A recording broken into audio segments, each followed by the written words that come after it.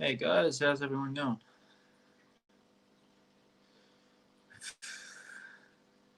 Hey Nathan.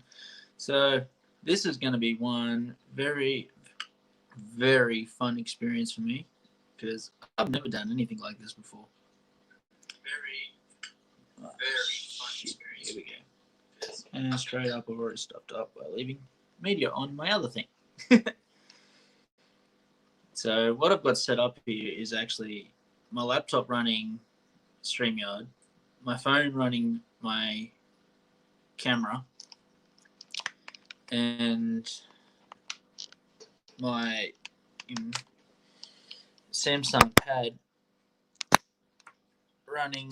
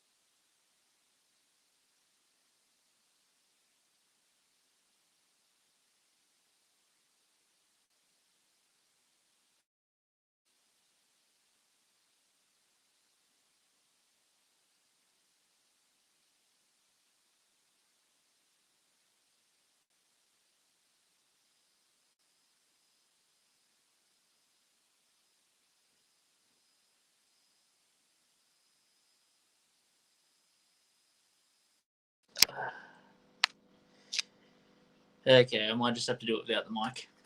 Do we have audio back now?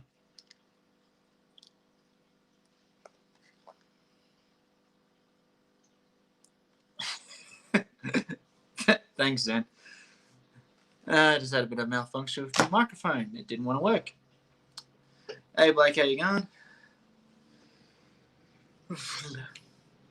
So I guess tonight is just a warm up for me getting into this whole live streaming business, and I suppose I am going to talk a bit about what got me started in the hobby and how I got started on YouTube and where I've come from to where I am now, and what I've got planned for the future and stuff like that. Yes, Blake, it is just a curtain to try and block the light through the daytime because that is a really prick of a window and it actually shines straight through into the main TV in the lounge room. So annoying as hell when you're trying to watch something on TV, and usually it's YouTube, one of you guys, or something like that on the big screen. And also, I'm going to talk about a bit of a store that I've got that I'm working on that I'm trying to open, and for everyone here that sticks around probably midway, I'm going to give you guys a way of getting 5% off if you sign up before I actually release it. So we'll see how we go with that.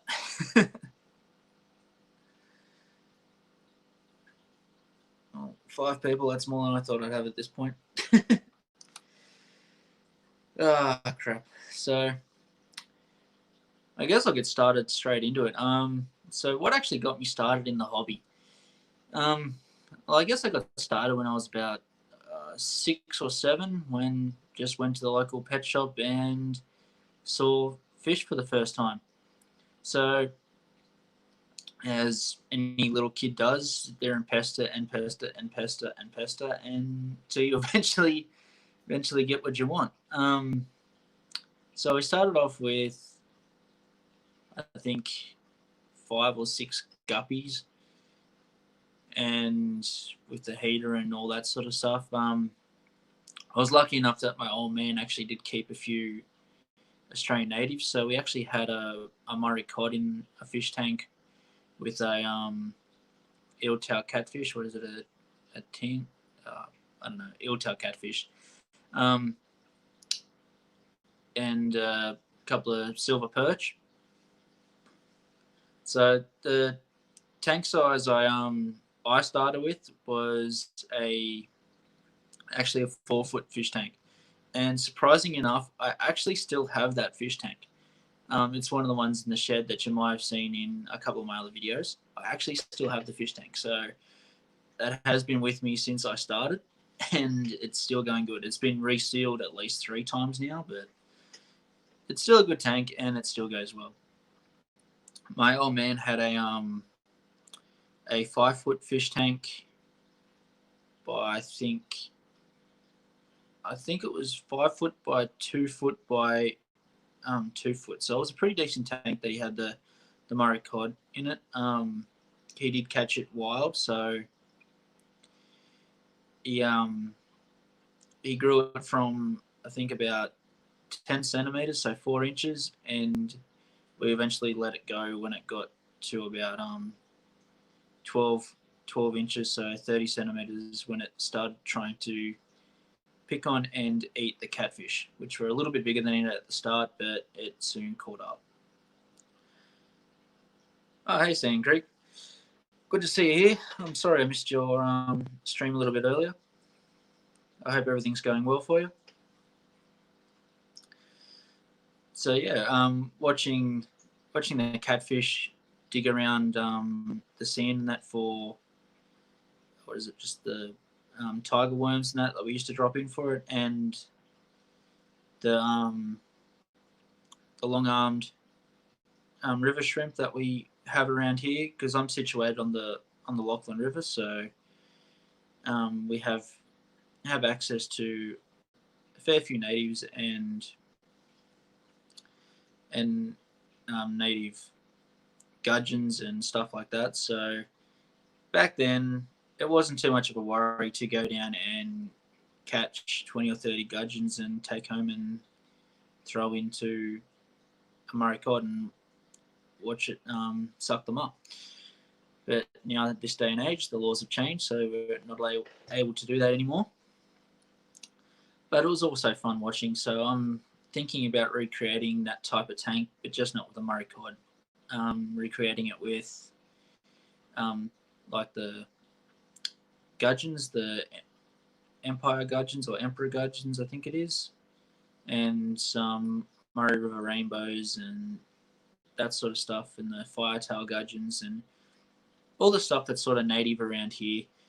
I'd like to make a bit of a fish tank that try and represents the Lachlan River and where I grew up, because I've grew up fishing. I've grew up all around the river systems, the dams, everything like that. So that's how I'm envisioning setting up one of my main display tanks when I eventually get around to it and get the fish room built. Hey, Thirsty, how you going?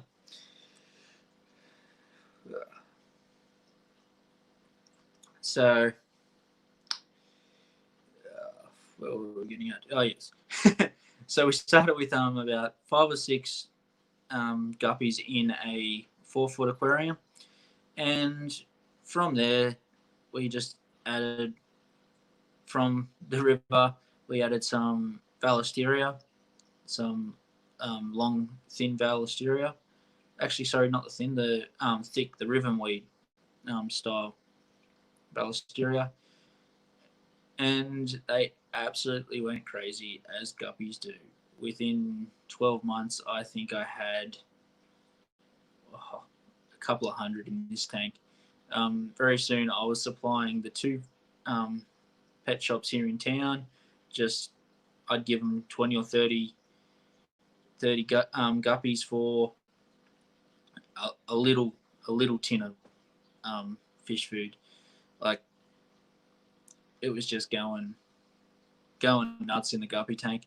Eventually moved up to mollies and stuff like that. The mollies soon slowed down the breeding of the guppies, as mollies tend to eat anything smaller than it that will fit in its mouth. So baby guppy fry soon become on the menu,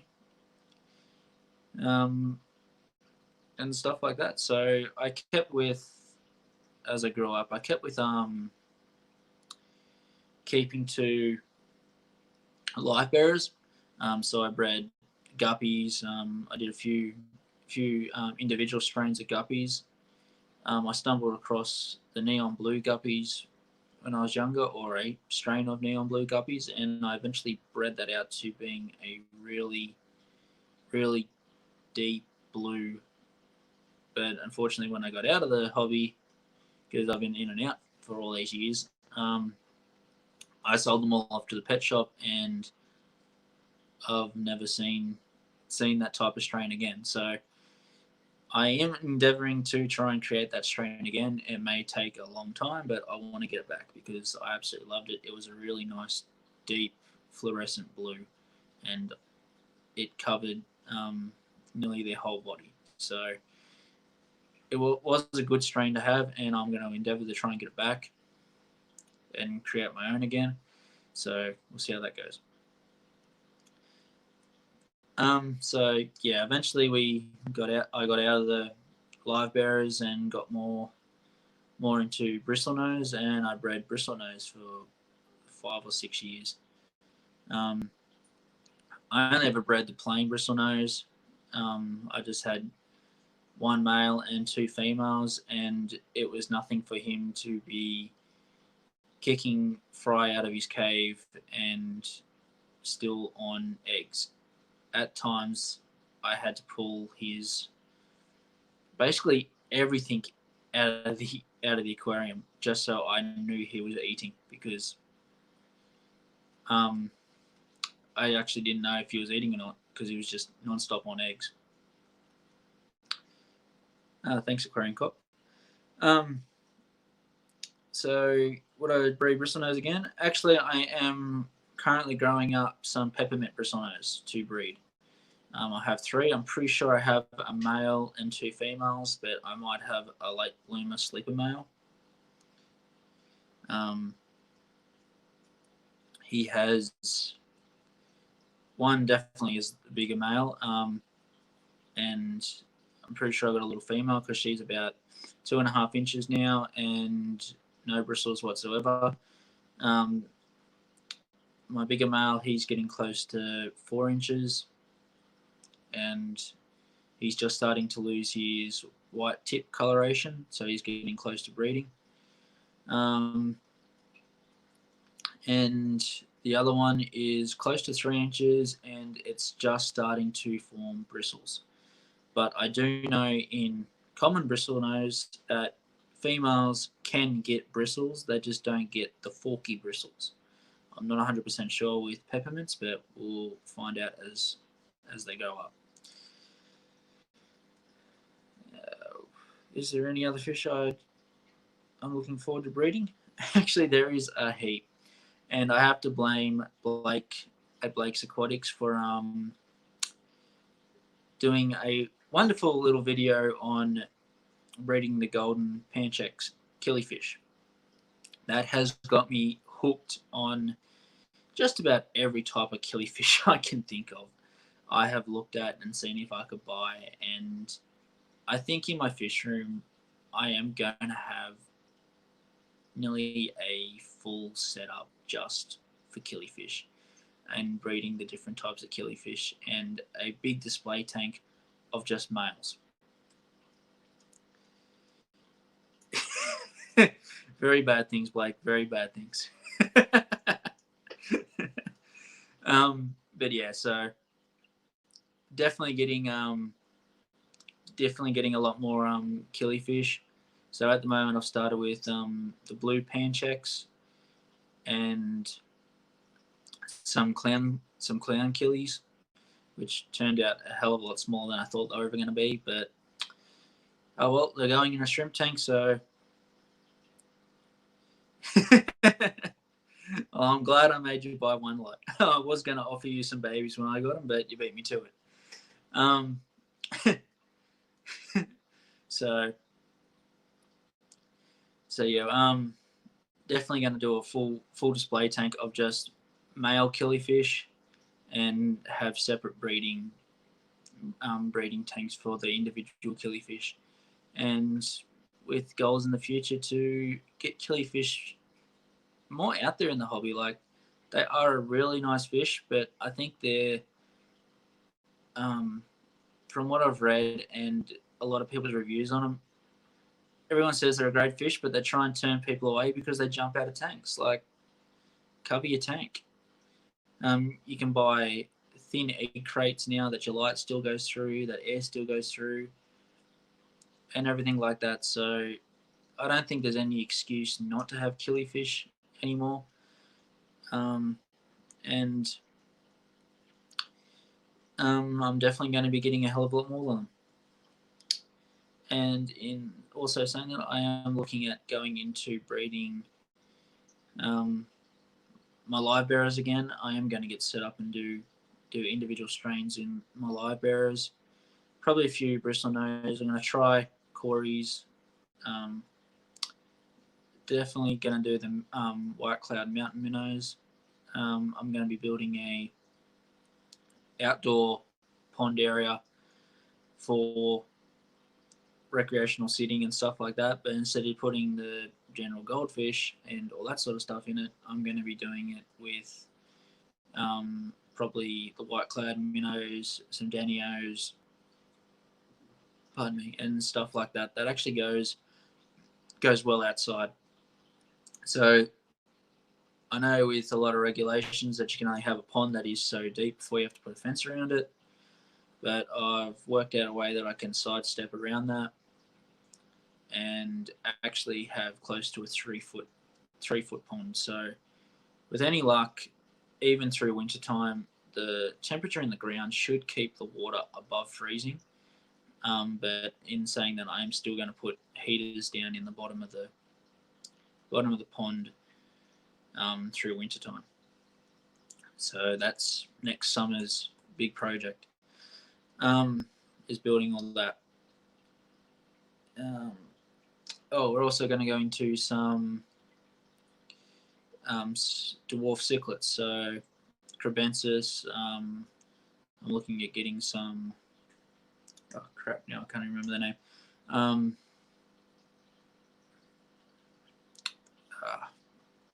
Okay, I don't know. But I did a really good video on it, and it inspired me to breed some dwarf videos. Not dwarf cichlids, not dwarf videos. Jeez, I'm gonna need some more rum in a sec. But yeah, so they're my breeding goals to start with. Mind you, this is after I finish building the fish room and everything else. So once I'm about 3 or 4 grand into my fish room, I might actually start making some money back out of it eventually. But probably not. It's too good of a hobby just to make money on. You got to waste it. So what else is happening? So actually, how do I get started on YouTube? That was a question I was going to ask myself and let you guys know. So actually, I started on YouTube after watching Nick from Keeping Fish Simple. I was watching him for ages and didn't actually realize when I first started watching him that he was Australian and from Australia. So after watching him for a little bit, I started just reading the comments there and all the trolls, it seems. But yeah, so after watching him, I reached out to him and actually started talking to Nick and trying to learn how he got started into YouTubing, and basically asked him what did I need to do to start YouTubing, like what was the basic necessities and stuff like that. So he basically gave me the answer: you just need a good camera phone that can edit videos. So I trialed a few videos, had another account made up so I could had another account made up that I posted videos on, and that didn't go very well. For the first month, I think I had 4 views, and I think 3 of those were mine.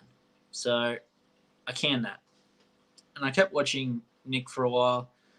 Then seeing Nick's live stream, and actually Josh from Aquamate commented on that live stream and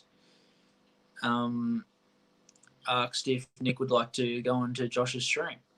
So equally enough, I waited a couple of weeks until that was organised, and after seeing that, I followed Josh and watched Josh's stream with Nick, and then started talking to Josh afterwards.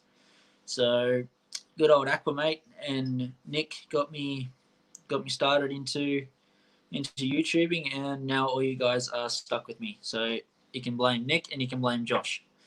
Then shortly after that, you can blame Blake, because after watching Josh's fish room tour of Blake's Aquatics, I reached out to Blake and started talking to Blake as well. So if you just wanted to know how I got started, you can blame those three, and I'm here to stay. So, well, I hope I'm here to stay anyway, and see how much hate I get from these trolls in the comments.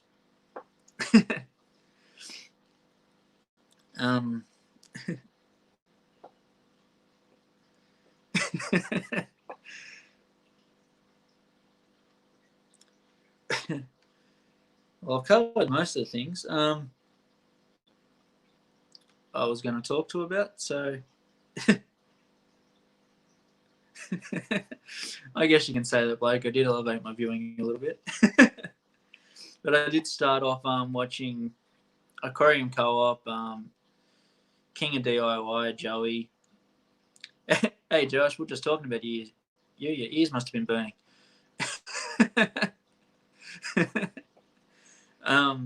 I was just saying how no, there's no wrenches yet.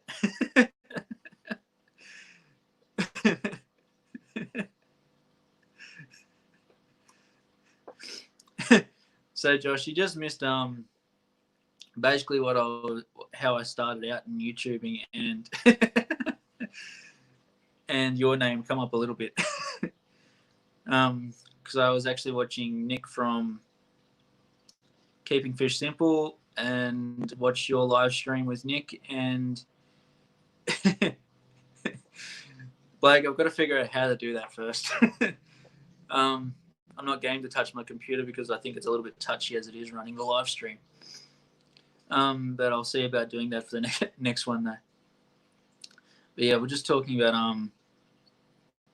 how Nick and Josh inspired me to get into YouTubing after reaching out to both of them. Then seeing Aquamate's stream of Blake's Aquatics, I started watching Blake and reached out to him. So that's how we got started in it. So hopefully we're here to stay.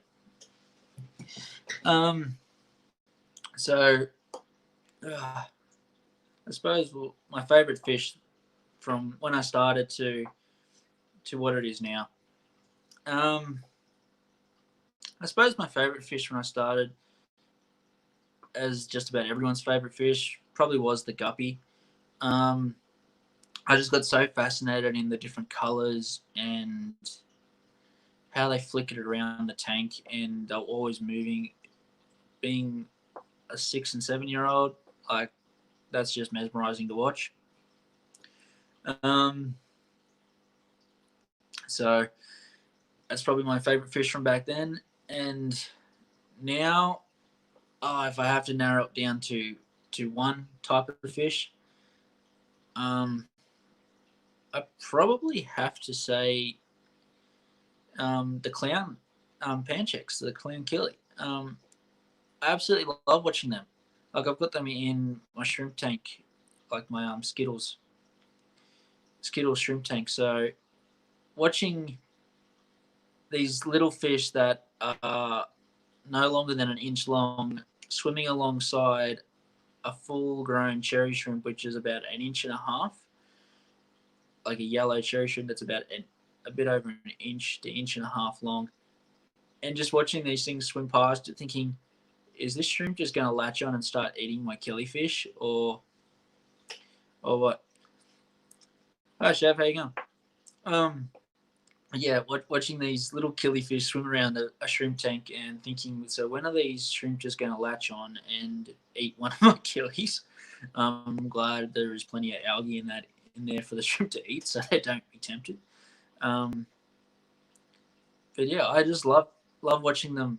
They'll just float around the tank, then all of a sudden they just get this massive burst of energy and fly around the tank non-stop. I can see why they call them the rocket killie, because they do just rocket around the tank. And the males have that lovely flame tail. I can't wait until they colour up fully. These still are juveniles, and they haven't coloured up fully. But the males, since being in my tank for 2 weeks now, have started to colour up really, really nice. So that'd have to be my favourite fish at the moment. I love watching them little guys, and quite literally, before I come onto the live stream, I was actually up in my shed, sitting there, watching them eat some cyclops. So I just get a bit of frozen cyclops. I put in a cup, bit of water, suck it up with an eyedropper, and drop it in. Then put the rest back in the fridge for the next day. But yeah, I love watching them float around and spot something from the other side of the tank, then just fly along, pull up, and then eat it. It's hilarious. So what's on for the future? My plans for the future are, as probably a few of you have seen, is I'm currently cleaning out my shed to start building a loft, which then will harbour my fish room underneath it. But the loft will be built first, then the fish room will be on pause for a while, as I've got to move all my fish tanks underneath the loft so I can clean up the rest of the shed, so I can actually build framing for house renovations. I've been told that my fish room has to be put on hold until after the house renovations are done. But to do that, I have to build a loft, so I can have enough room in my shed so I can build the frameworks on a flat ground, out of the weather, then basically pre-assemble everything on the ground, and take it over and install it straight on a slab. And after that, there will be all the breeding projects and everything else. Thanks, Zen. I really should memorize what I see in other people's streams and what they say, and start bringing them over. Pardon me. So yeah, the breeding projects and all that are kind of on the go at the moment, but I don't want to get too in depth into doing breeding setups. Hi, Galar. Galar's fish tanks. So yeah, I don't want to get too involved in setting up full breeding systems at the moment, because I know everything is going to get moved at least in the next month. They're going to get moved once, and by the end of winter they should be moved again, so I can finish building the fish room.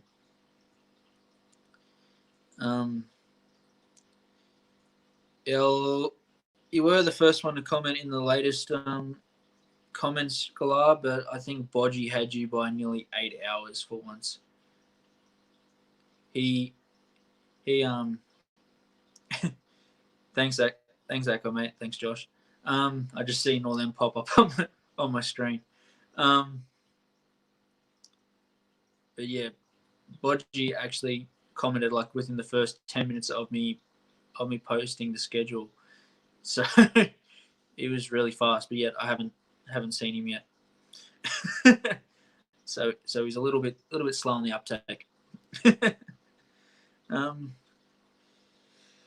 So yeah, after everything's built and done,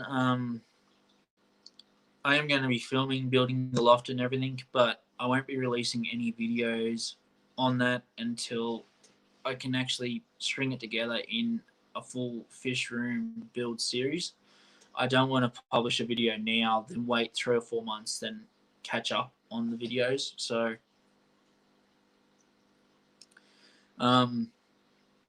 So I'm gonna film it as I build it, but then release a full video series later on.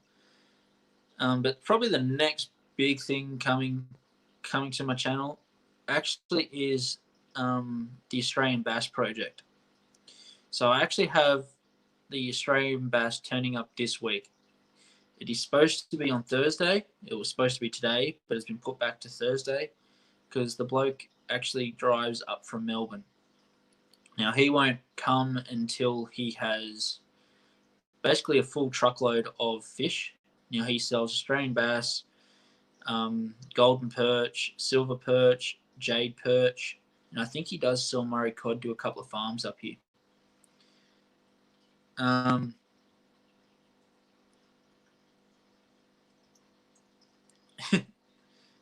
Yeah, that actually is really good. I haven't seen how many likes I've got, so I'm actually pleased with that, Josh.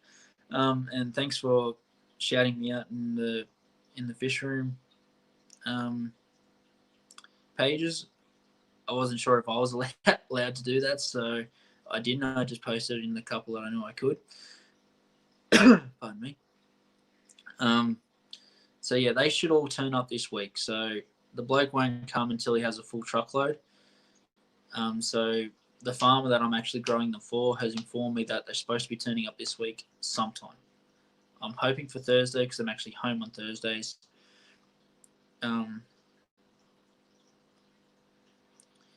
So if everything goes well for this first batch, I will be doing more because they do have a few dams on their property that they want to stock with Australian bass, golden perch, and I don't know if they want to do Murray cod or not, because I think they're a little bit harder to do in a dam scenario.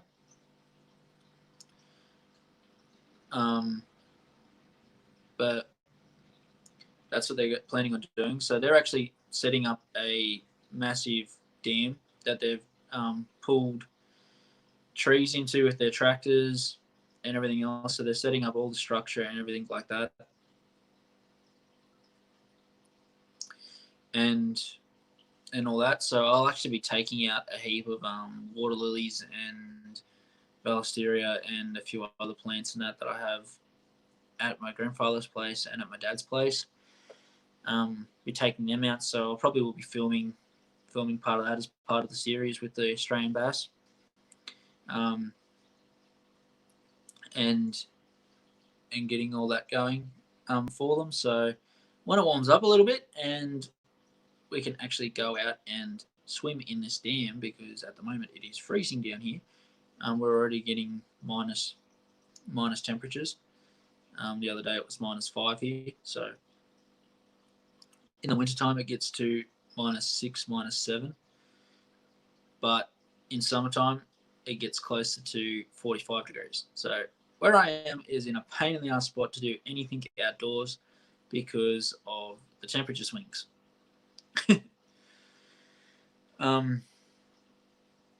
So yeah, that's the next thing in the future cards. So what I actually was going to do was, as I announced people and talked about people, I was going to drop their links. So I've completely forgot about all that. But the next link I'm going to drop, actually probably the only link I'm going to drop, is actually a link to my stall that I'm making. So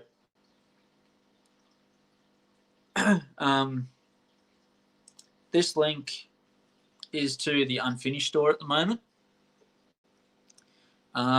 But as I get everything sorted out and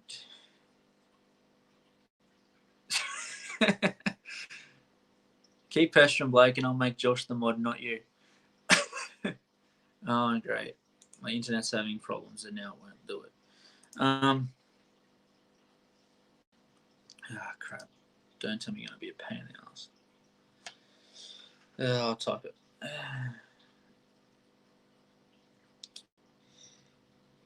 Sorry about this, guys. Is it going to work this time? Oh, there we go. It worked. Okay, so Um,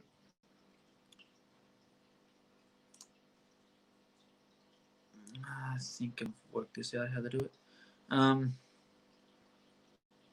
So yeah, that link, guys, will. Yep, that was the wrong one. I want to show that one. um, so that website is in the process of being made. It actually is at the moment, all the products are drop shipping from China, but I have taken countless hours and time trying to set it up so everything that is purchased on this site will turn up within 30 days, I hope. I have tried to talk to people that are already drop shipping and everything like that, and the best shipping I can find that is constant is e-packeting. I found out it actually is a shipping service that was created by a was it international shipping codes. They actually made their own shipping for people that are doing drop shipping and e-commerce. So the world had a international shipping service. So that's the one I'm going to be using, and they guarantee shipping to Australia from China is between 15 and 20 days. So if you include processing and at the present moment the coronavirus hold at the borders, I think we're probably looking at about 30 days to 35 days. So, oh yeah. Like Adam's just saying that he works in freight and it's an absolute nightmare at the moment. So I might end up holding off releasing the website, but everyone who pre-signs up before the release date, which I haven't figured out yet, because I'm still adding products and getting everything going.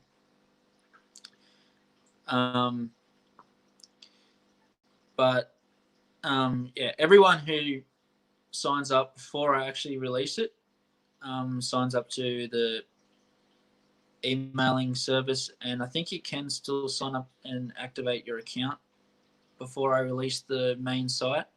We'll receive an email to say that the site's now active and working, as well as a code that'll give you 5% off everything for the first week I open.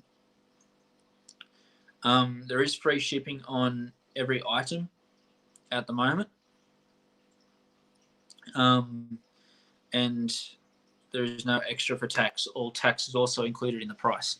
So I do have an ABN number, and I am doing everything legit, which is why it's been such a nightmare.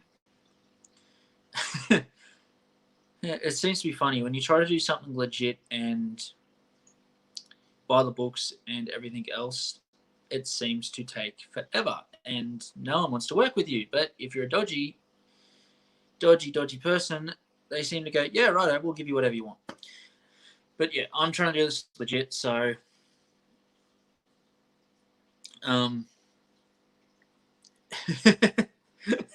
but Blake's admitting to being part of the problem that all the shipping's going to shit.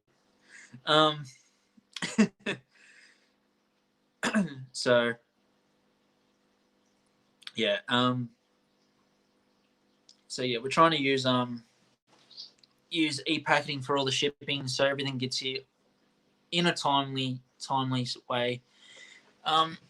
And yeah, I'm covering all shipping on everything at the moment. So basically, I'm only going to be making $2, maybe $3 per item on the website. So I'm not making a profit really. This is all just to basically fund my fish room build. I've spent, I reckon, in the last month trying to set this thing up, over 500 hours working on this thing, to the point where my girlfriend kind of gets shits with me a little bit. So that's what's going on there. So there is definitely good things coming with the store. So that's how you do green screens. Yeah, so there's definitely good things coming with the store and store coming out and getting that started. Like I said, it is a drop shipping business. I am using only sellers on that have good reviews, shipped to Australia with e-packeting, have sold items before through drop shipping. I'm staying clear of all the ones that have no sales and stuff like that, no review. Even ones with sales, if they don't have any reviews, I'm not touching them. I have been reading the reviews, and I've been following it up and going onto their stores and actually reading the reviews about shipping and stuff like that. And the ones I'm picking, and mind you, there has been a lot of good products I've looked at that I've said no to, because I don't want you guys getting upset with me, and I don't want you guys getting upset with the product. I am trying to make a business out of this eventually. I have tried to contact wholesalers here in Australia, but because I haven't been in business for over 6 months, I don't have a facility away from a residential address. And hi, Bipolar Aquatics. And stuff like that. So yeah, to be a retailer outlet here in Australia, most, or actually all the wholesalers I have contacted that sell live fish, plants, even aquarium supplies, food, everything like that, they won't sell to me and make me an account, because I don't have a retail outlet that is not my residential address. I'm fully equipped and ready to go if I could be an outlet supplier for fish foods and aquarium supplies and stuff like that. Not the fish yet. That might come down the track when I get a fish room going. But at this stage, I won't be getting places like Aquarium Industries and Pisces and stuff like that. I'm going to have to work my ass off, build this business from, well, I am building this business from the ground up. So far, it's cost me well over $500 just getting everything set up and getting everything legit, like I said. So I'm not stuffing around with this. I'm not trying to make a quick buck. I am actually trying to turn this into a business. So I will be doing product reviews and stuff like that on my website. So most of the stuff on my website, if I do not own it already, I will be buying it anyway, because all the stuff on there is stuff I would use and I want to use.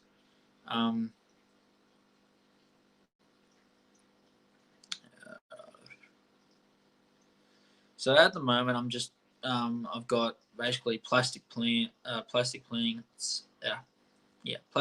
aquarium plants,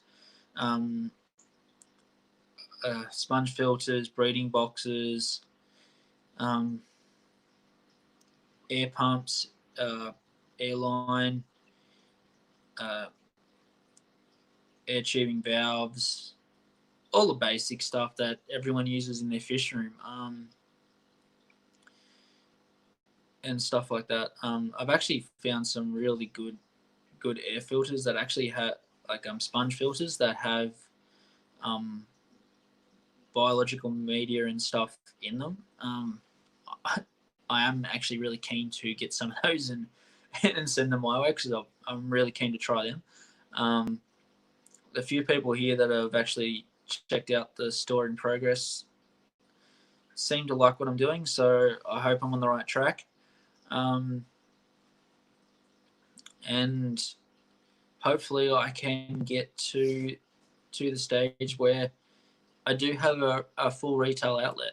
So I currently am still working full time as a fitter and welder, Cert 3 mechanical engineer. So that is taking up probably 50% of time. Yeah, so Chev, like I just said, I'm stocking aquarium, like aquarium plastic plants, aquascaping tools. Actually, no, I haven't like out, but I will do that. I'll write that down now, and actually I'll check that out. So as I was saying, I will be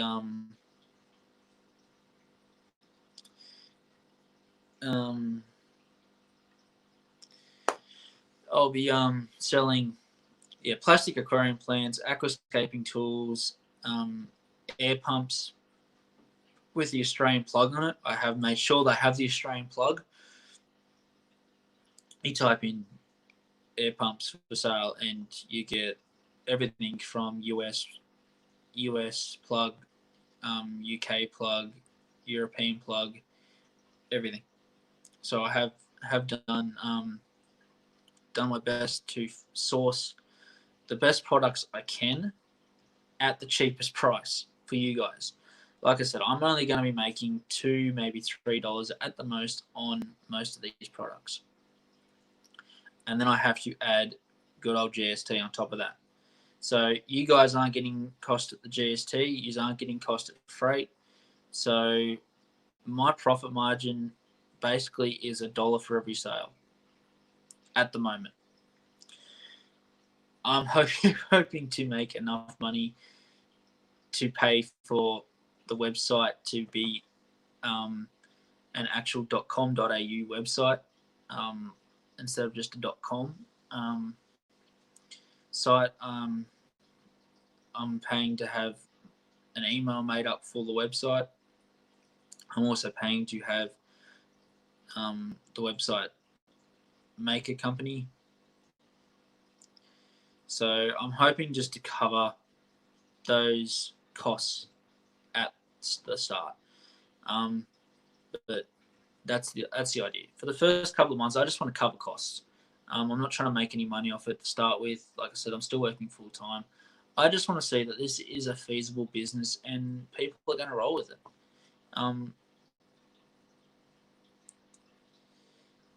Like I said, the store's not active yet, but if you go to the link, and I'll post it again for those that haven't seen it yet. If you just go onto it, sign up for an account, and be on the mailing list, you guys will get a 5% off everything for the first week I open. If it's done, if everything's up and not up and running, but yeah, if everything works properly, and the few test payments like the few tests I do work, I'm not gonna go live until I've brought some things on it and I know they're well and truly on their way, and I can give you guys a tracking number. That's my next biggest challenge, is working out if I can actually give you guys a tracking number if you buy something. Because I know myself that I've brought stuff from overseas and you're sitting there waiting for weeks. Is your item on the way? Is it not on the way? You're messaging the shop and all that stuff, trying to work out where your product is. I don't want that.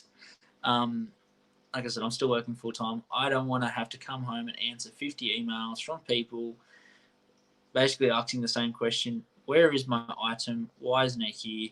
All this stuff. If I can get you the tracking number, which I can attach to your orders, that would be so much better for me and you guys. Like, I don't have to spend hours chasing up a single box of $2 Airstones or $8 Airstones, I think they are. But most of my items, I have included bulk buy options, so you can buy one at a time, or you can buy 10 at a time, or more. Air hose, you can buy it in 5 meter lengths or 10 meter lengths. CO2 hose, you can do the same. You can buy it in white or black. Oh, sorry, clear or black. So I have been spending a lot of time, to the point where the girlfriend absolutely hates me for it at the moment, because all my time is sitting in front of my computer chasing products at the moment and sorting out this website. So that's just about everything I've got to talk about, and I'm actually really surprised it's taken me 15 minutes to talk about it all. So I'm about to go back through the comments and see if I missed any questions, but if there's anything you guys want to ask me, now would be a really good time, and yeah, so I'll just go back through the comments and I'll see if I missed anything. I was trying to answer everyone's questions as they popped up and say hello to everyone, so I'm really sorry if I missed anyone. This is my first time here, and I've been trying to work everything out. And yes, Blake, I have been trying to find out where the hell I can make you a moderator on this. If you've got any advice to give me on StreamYard on where to find the moderator button,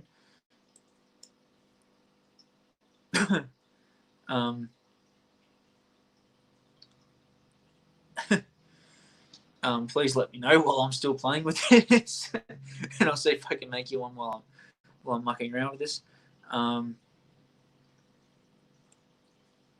But yeah, like I said, sitting here talking to a camera, talking to myself, has actually been easier than I thought it was going to be. That was probably my biggest fear about doing all YouTube videos, is sitting there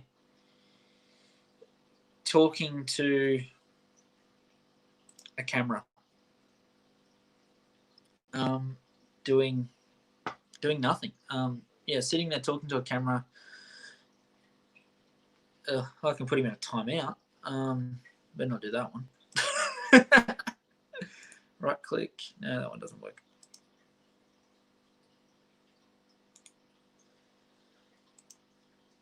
I'll probably have to be in the YouTube chat for that. Hang on. Click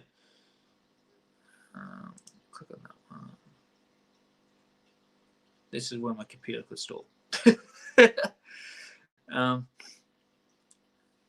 Let's go view this video on YouTube, and we'll see if I can make it stall on my computer. Hopefully I'll still have video even if it does stall, because my phone is attached separately. So we'll see if we can continue even if my computer stalls. But because I'm running StreamYard, my computer is going to be going extremely slow. Let's see if I can refresh this page, catch up to everything.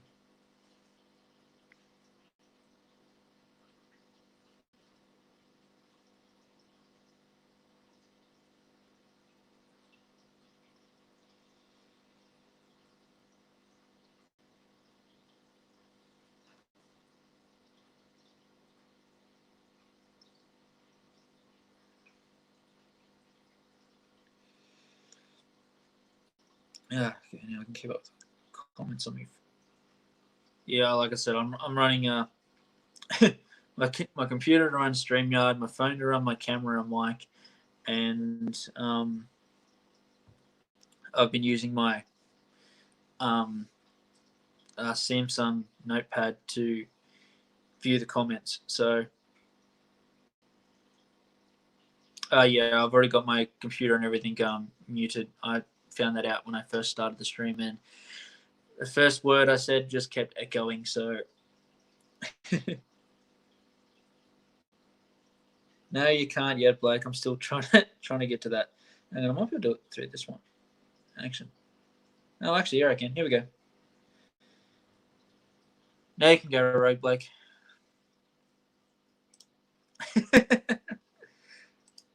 You should have the spanner there now, I think.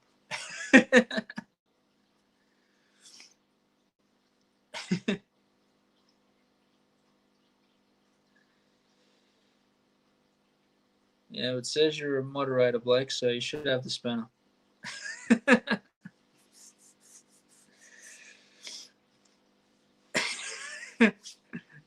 Yes, I'm getting there now. I've figured this out. I can actually do it now, okay?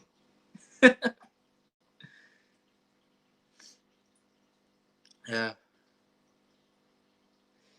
Until I remove you, Blake. Zen should be right to go now too, I think. I'll just remember not to do a poll when you're still a moderator.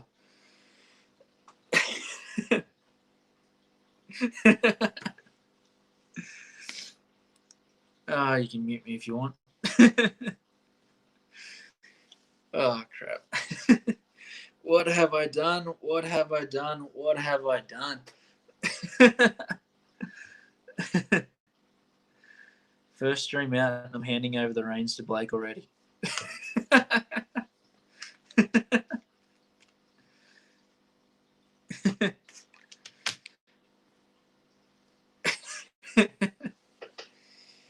Oh, thanks, Blake. I was going to get to it. I do have a list with all the links on it. I just didn't get a chance to post them over.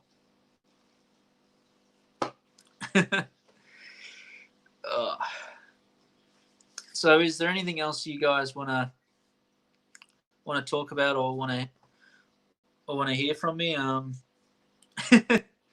Any questions you want to know what's going on or anything like that? Please let me know, and we'll see if we can answer them while we're here. If there's none coming up, I might just end it at an hour. So, so let's see if there's anything you want to know. Well, yeah, I thought he would have posted his own channel first too, Zen. and all his affiliated links.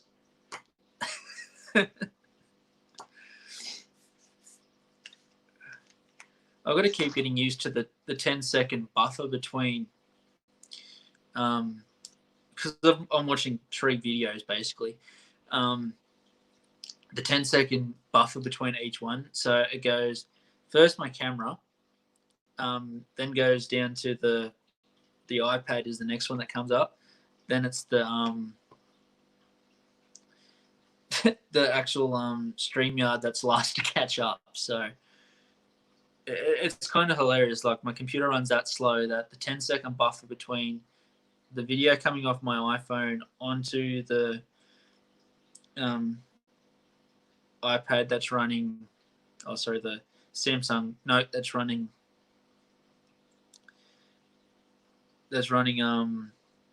the video through YouTube is actually faster than the StreamYard.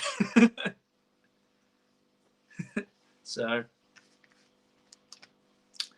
that just gives you an indication of how slow my computer is. By the way, it is like 13 odd years old, maybe a little bit more. So I am running very old technology here.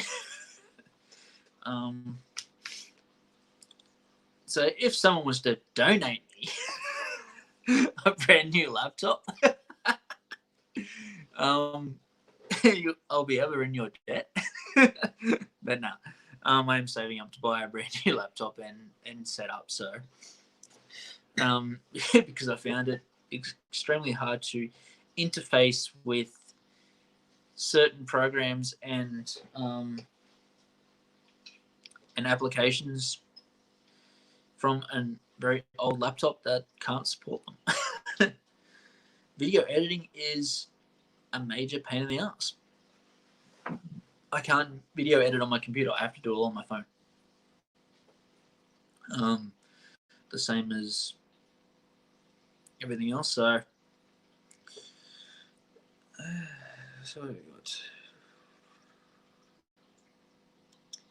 now I think Blake has finished adding everyone's channel and everything else.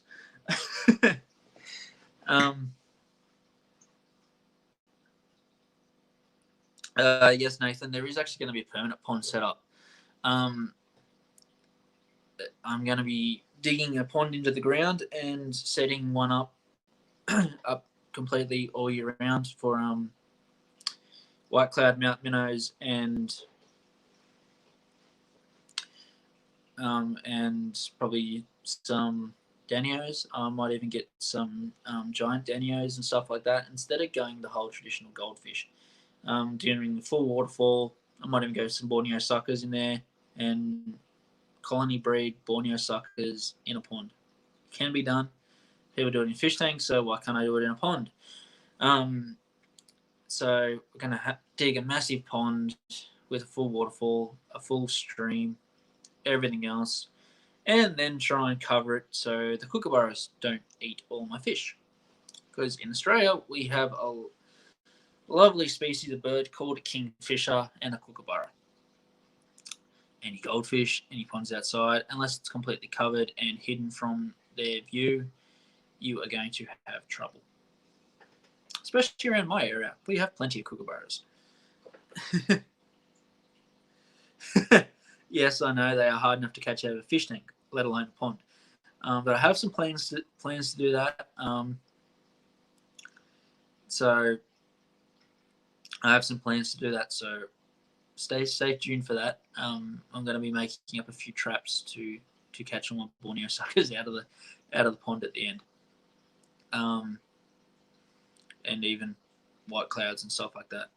Just traditional fish traps and bait traps will actually work really well to catch danios and white cloud mountain minnows. Then I'll make up a variation of that to sit on the bottom to catch the Borneo suckers. Because the idea of the pond is going to be a big pool with a waterfall going into it, linking into a creek, stream, river section for a couple of meters, which will also be probably 8 foot long, maybe, depending on where I go with that, into another pond which the pump will pump out of and the filter box and everything will be in. So we'll go from that to background of the waterfall, and we'll create a full flowing river system. And I'll make it probably about 4 to 5 inches deep, so there's still plenty of water there. But I'll make it with a heap of rocks and stuff like that. So the white clouds and all that spawn in their natural environment, basically, because that's how the hill stream loaches, Borneo suckers, and all that like to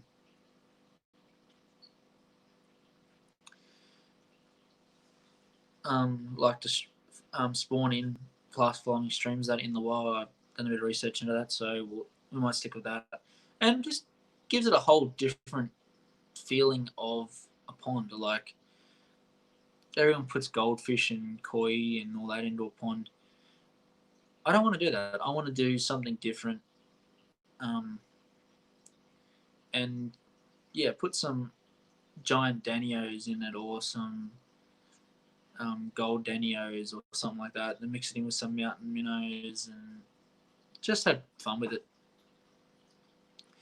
and see what else I can find. Like there's plenty of cold water fish. If you want to put some color on it, get some platies, especially the Variatus platies. They go down 15, 16 degrees easy, like Celsius. I go into them easy enough. There's lots of different cold water fish you can put into a pond. Like I said, in each of your desert barbs, yeah.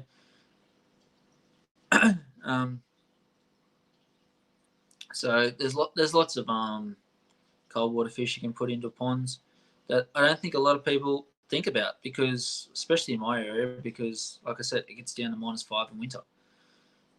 So I'm just going to have to put a couple of heaters in each of the deeper pools, put a couple of 300-watt heaters in just to heat up the area down the bottom of the pool. So yes, they'll slow down during winter. A goldfish, you put a goldfish in a pond and it'll slow down during winter. Every fish slows down during winter when it gets cold, but most fish can survive it. They just go into hibernation and shut down. It's only your true tropicals that need warm water all year round that can't survive. And even some of them I've seen, well, I've had guppies that when I was younger I released into the fish pond out the front, and I've had them for 2 or 3 years in the fish pond. They just go down deep and find the warmest part of the pond, and if you go down 2 foot, 3 foot, which mine will be, the ground temperature keeps the water warm, so it never actually gets to freezing. So that's the idea there with the outdoor ponds, and possibly and maybe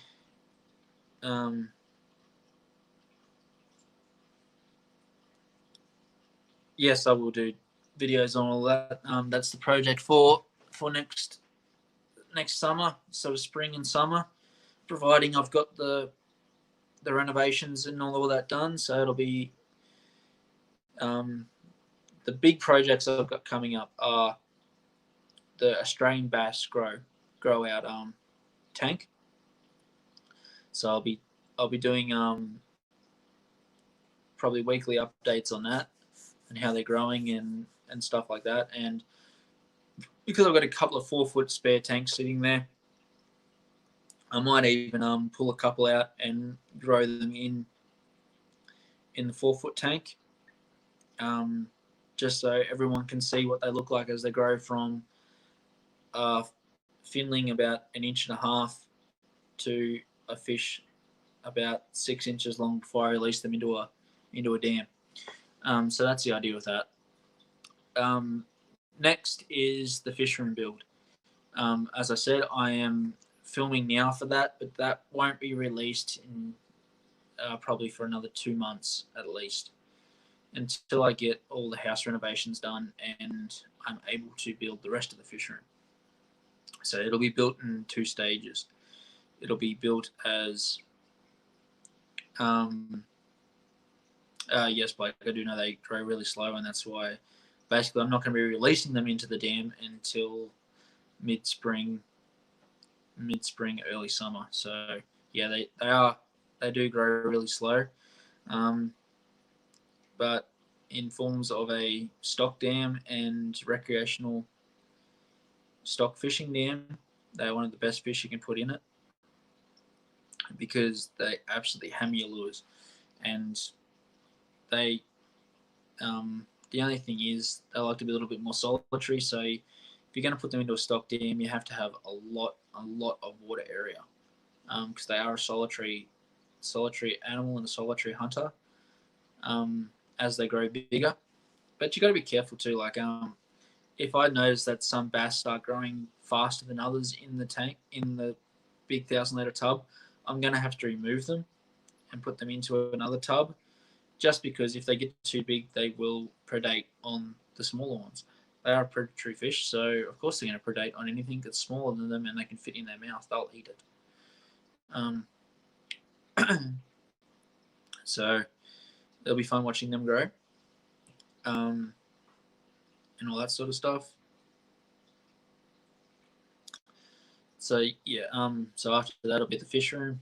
As I said, the fish room will have to be built in 2, maybe 3 stages. First of all, the loft, which is in the process of being built now. So if you follow my vlogs, and I might have to get a motorbike, just so Rumble will feel a little bit more at home.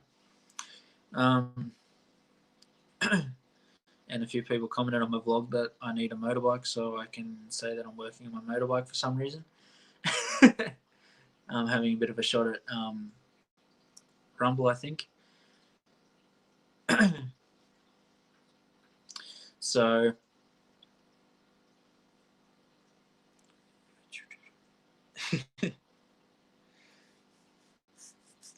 thanks, Sam. So yeah, I'll have to basically film me making the loft and everything, then pause filming and pause all that stuff until I get the house renovations done, then I can go back into building the fish room. So a bit of a spoiler alert: the fish room will be built something like Corey's from Aquarium Co-op. I am basing my build around that, so the whole central air system, possibly the auto drain system. I don't know about the auto top up. I'm hoping I can do an auto top up, but I don't know if I'll be able to. But definitely an auto drain system, so I can just walk along and tip 20 litres of water into this tank, 20 litres of water into this tank, or work out basically how long I put the hose and tap into a bucket. How long does it take to fill a 20-litre bucket? Then just move it from tank to tank. As the water fills up, it just flows out of the overflow, and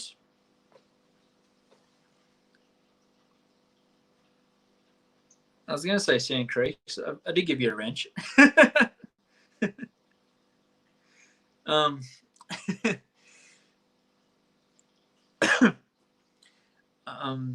So yeah, that's it. Then the following project for the year is, along with setting up the fish room with all the tanks and introducing new fish and a few big aquascaping projects, which is going into that fish room and outside it, in form of the native small predators tank with the gudgeons and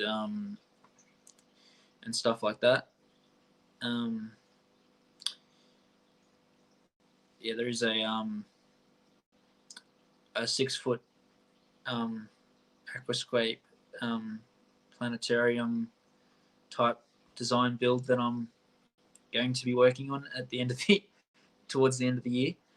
So that'll be a big one going into the new year. And the waterfall tank that I've done now is actually a not quite an 800 gallon, I don't think. I think I'll have one literally over 800 gallons in the fish room when I'm done though. I have worked it out that if I go down the path that I'm thinking, I can fit close to 30 20-gallon aquariums. Close to 30 20-gallon aquariums, 4 or 5 4-foot aquariums. I think they're 75 gallon aquarium, and a few 10-gallon aquariums, and a 6-foot by 1 foot by 1.5 high aquarium, which is going to be the planetarium at the end of the fish room. The fish room will be centrally heated to try and cut costs on heaters. It'll have a central air system to cut down on air pumps, so all the filtration will be through air pumps, except for a few of the bigger tanks, which I might have canister filters on, and stuff like that. So I am planning big things for the fish room, a lot bigger things than the girlfriend knows about yet. She thinks, there's only going to be 10, 15 tanks going in there, but I've already got that in my shed now, and yep, not going to be happy with just that. I've always dreamt about having a big dedicated fish room, and now that we have our own house, sorry, but it's happening. You can call me Rumble Jr. if you want. Actually, I just thought about a motorbike I can have in my next week's blog. I might actually do that. So stay tuned. Next week we'll have a type of motorbike in the blog for about the first 2 minutes or so.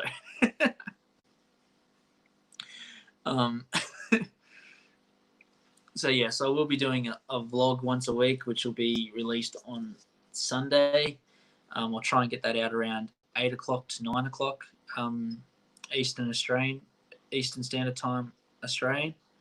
I'm not 100% sure what time that is American. But yeah, that'll be a vlog coming out then. I'm going to be trying to do the live stream each week at this time. So 8 o'clock Eastern Australian time. So I'm hoping that suits most people.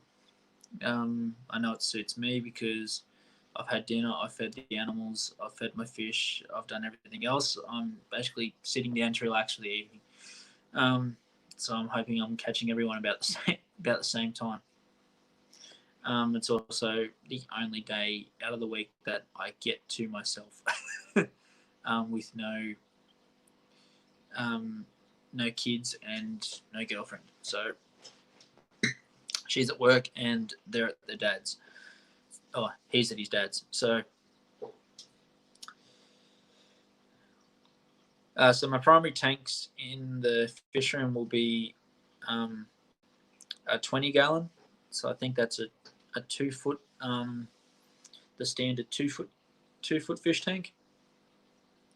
What are they, about 80 litres, 85 litres, I think, or 75 litres or something. I think that's roughly the conversion. I think it comes close to 70 litres for a 20 gallon.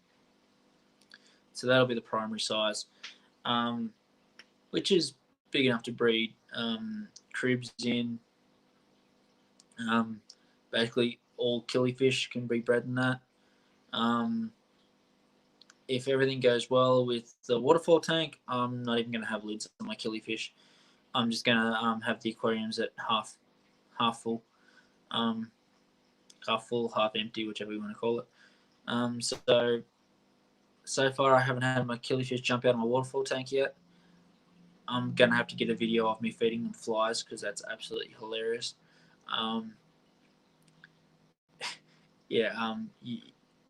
It's quite funny. I set up I'm gonna have to set up a bit of a trap to catch live flies, and catch them and throw them in top of the tank. And my big male, he'll eat a fly hole, no trouble at all. You just drop it in, you hold it by the wings and drop it into the fish tank with a pair of tweezers, and starts squirming on top of the surface, and he just creeps up on it and smashes it, like you would a largemouth bass would, like an Australian bass would, like a peacock bass, anything that eats off the surface. Hey Max, anything that eats off the surface, it will absolutely hammers it. I've tried to get him to jump. I've held the fly off the surface of the water, probably about 2 centimeters, a bit over half an inch high. And you can see the legs going, you can see everything. I want my killifish to jump at food. I know that sounds bad because I'm teaching him to jump, but I just think that'd be awesome. I've seen videos of people where they've got part of their aquascape, they've got the log that sits out of the water, and above their killifish, and they put like a baby cricket. Pardon me, and they put like a baby cricket on the log, and he walks around the log, and it's probably sitting an inch off the water, and the killifish comes up underneath it and jumps out of the water and knocks it into the water, then turns around and eats it. It's lovely watching, and I don't know, I can sit there and watch killifish all day long. Definitely turned into a favourite fish of mine. And to be honest, if it wasn't for, again, unfortunately, Blake's Aquatics, I wouldn't have even taken a second look at them.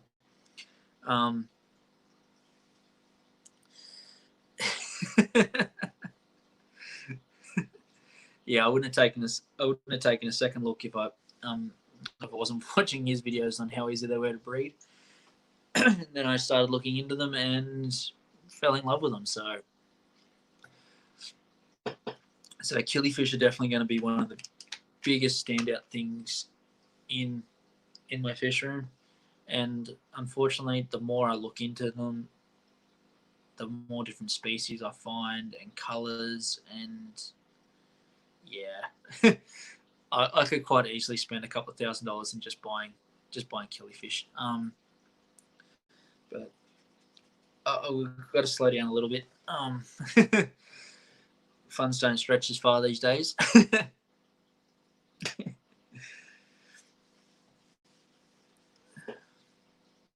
Oh.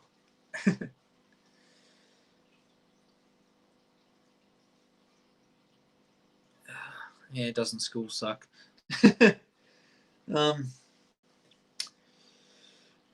So, is there any other questions? Yes, and I've been looking at them. I love the blue coloration with the red spots and that.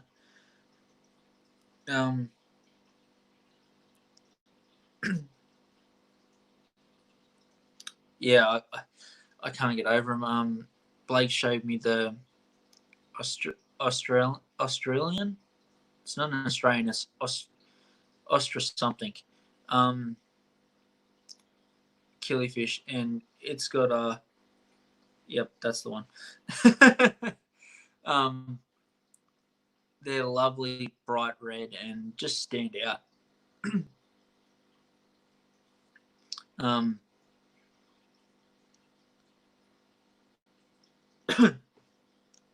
Blake's nailed it. I'm no good at pronouncing any of these scientific names and stuff like that, so I'm going to have to try and learn, or get Siri there to pronounce them for me. When I do get them and I do talk about them.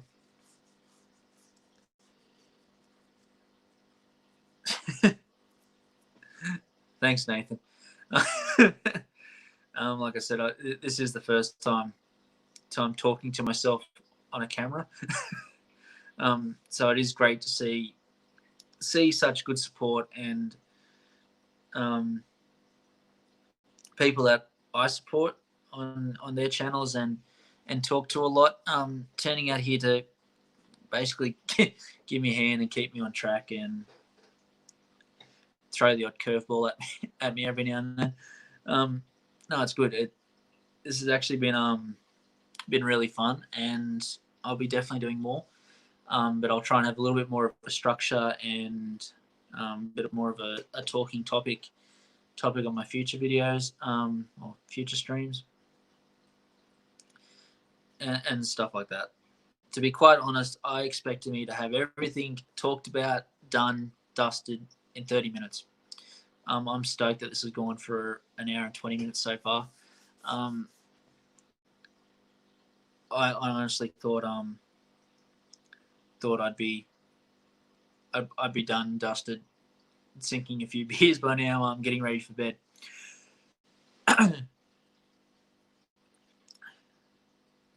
And yes, as Zen just posted up the link again, the website is still in the making. I'll be selling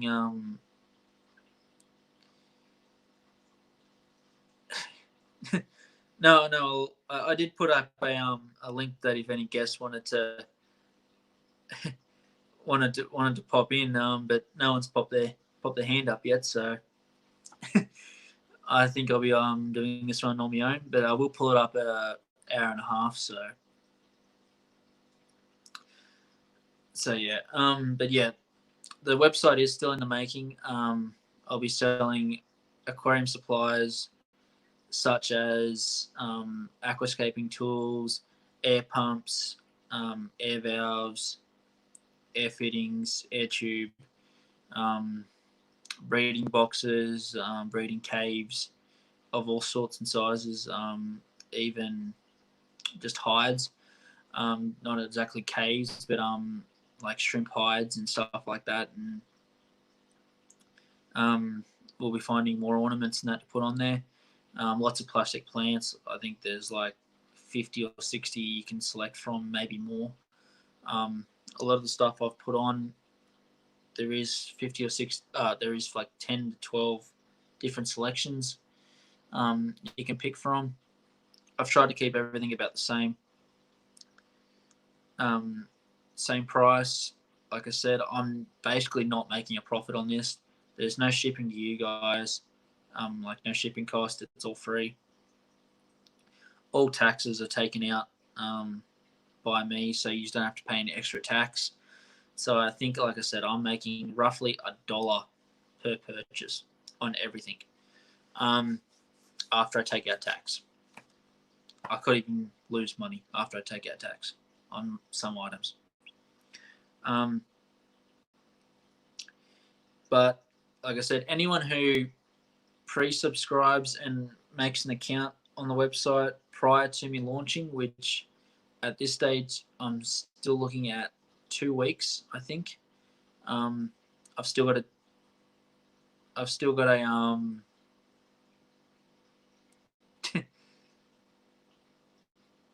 yeah, Max. I'm a bit shaken. Like I said, I'm nervous as hell. I've had a couple of rums before I started, just to try and kill the nerves a little bit. And it worked. Good old Bundy rum. So everyone that does sign up for an account on the website, when I do launch, will get a nice little welcome letter and hello, I'm active now.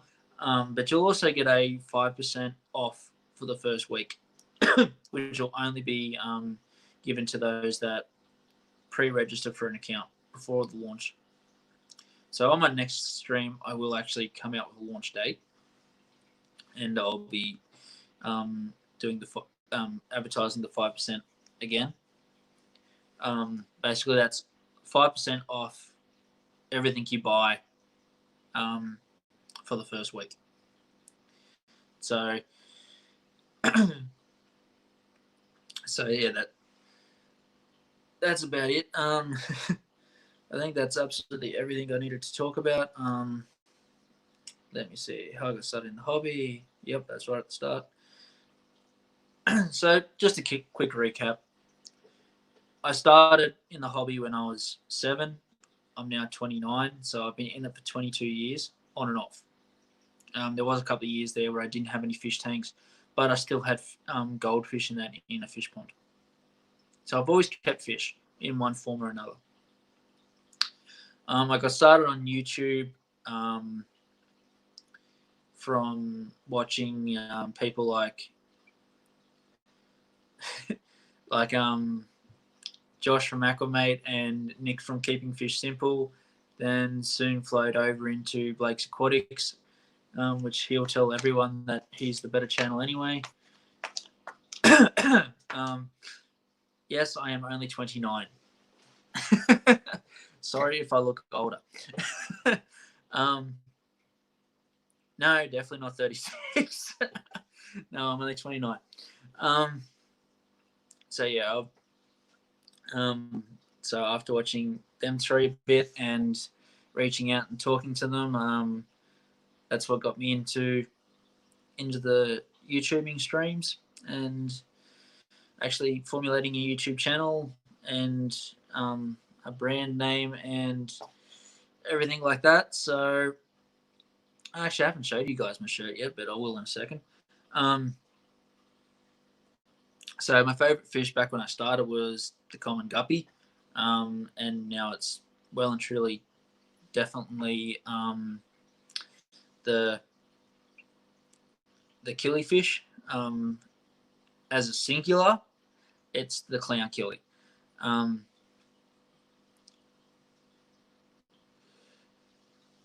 So as a singular, it is the Clownkilly. So what's happening now is I'm currently going through the fish room build, getting everything set up, ready to do that. Working on the Australian Bass project, and those sort of things. What's coming up for the future is, as we talked about, the full fish room build, a pond build, planetarium in the fish room, to replicate the little waterfall tank I have, but I'm going to do it in a lot bigger scale. I'm going to do it in a 6-foot tank, where I'm going to showcase only male killies, because I don't want them interbreeding. So I'm only going to showcase the males in that planetarium, especially the bigger ones. I'm not going to put a Clownkilly in with a golden wonder.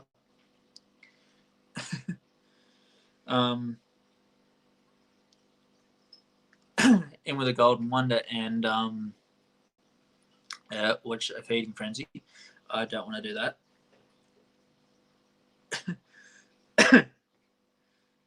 Yes, Josh, you disappeared for a while.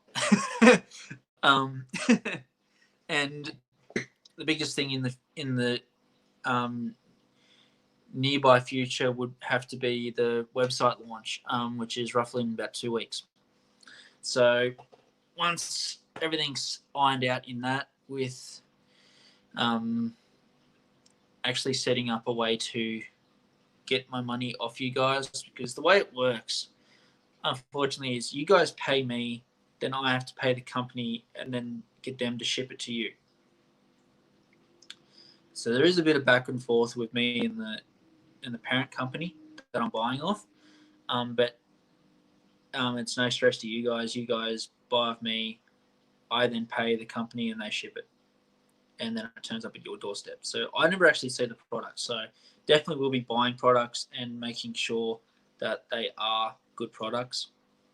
As I said in my vlog, I don't want to sell you guys a crap product, because it's going to reflect on me and you're not going to buy anything from me again. So I don't want that.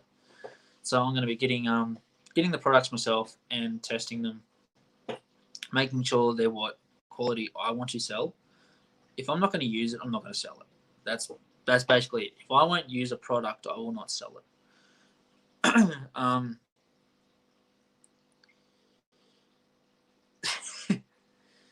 Oh, there you go, guys. Josh has got a new video coming out on Aquamate, by the sound of it, because he's editing one.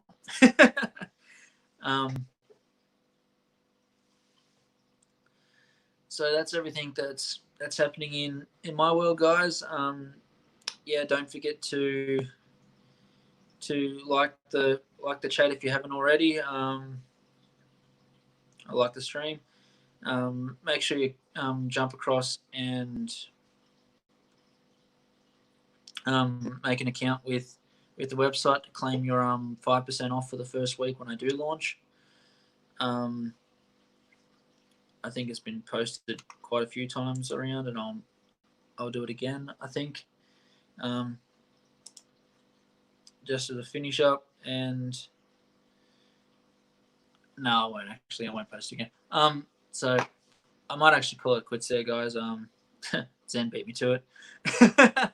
So this is what it's like to have mods on your channel. You just talk about something and it pops up.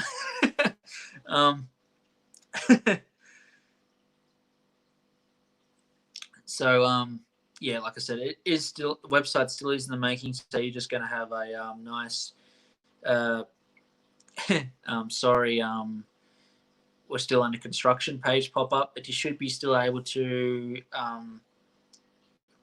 activate an account,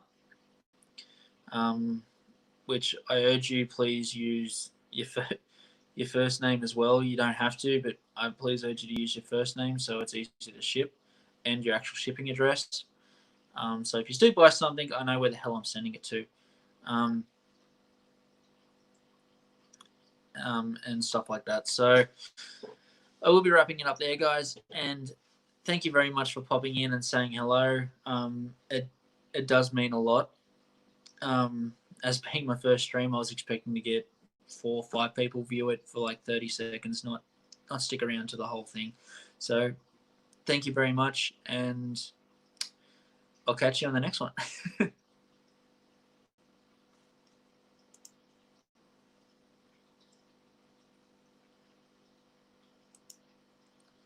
I just got to wait for it to end.